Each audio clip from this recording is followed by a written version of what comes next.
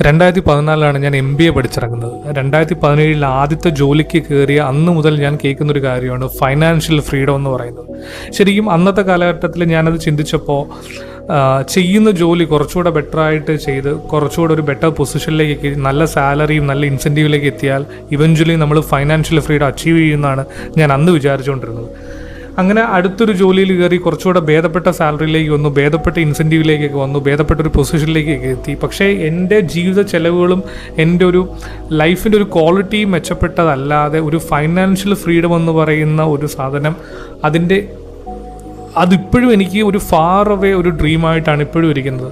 ശരിക്കും പറഞ്ഞാൽ ഇപ്പോൾ ആലോചിക്കുമ്പോൾ ഇങ്ങനൊരു ബെറ്റർ പൊസിഷനിലേക്കോ അല്ലെങ്കിൽ ഒരു ബെറ്റർ ജോലിയിലേക്കോ ഒന്നും പോയിട്ട് പ്രത്യേകിച്ച് കാര്യമുള്ളതായിട്ട് എനിക്കിപ്പോൾ തോന്നുന്നില്ല. കാരണം ശരിക്കും ഫൈനാൻഷ്യൽ ഫ്രീഡം നിങ്ങൾ അച്ചീവ് ചെയ്യണമെന്നുണ്ടെങ്കിൽ നിങ്ങൾ ആദ്യം ക്രിയേറ്റ് ചെയ്യേണ്ടത് നിങ്ങളുടെ സ്കിൽ ഇമ്പ്രൂവ് ചെയ്യുക. അതുമാത്രമല്ല, multiple sources of income create ചെയ്യാൻ ശ്രമിക്കുക. അതിന് വേണ്ടിയിട്ടുള്ള സ്കിൽ ഡെവലപ്പ് ചെയ്യാനായിട്ട് നോക്കുക.